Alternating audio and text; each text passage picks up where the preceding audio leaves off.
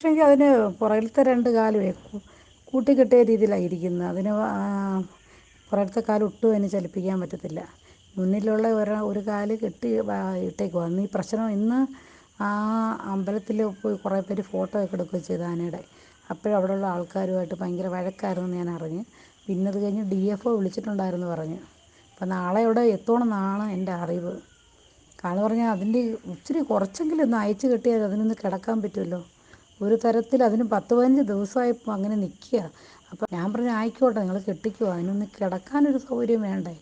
അത് നിങ്ങൾ ഒപ്പിച്ച് കൊടുക്കുന്നില്ല.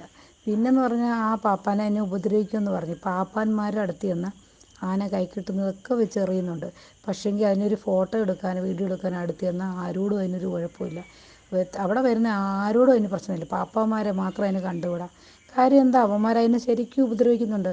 അതിനെ കണ്ടിട്ട് മതപ്പാടുള്ള ഒരു ആനയായിട്ട് തോന്നുന്നു പോലുമില്ല.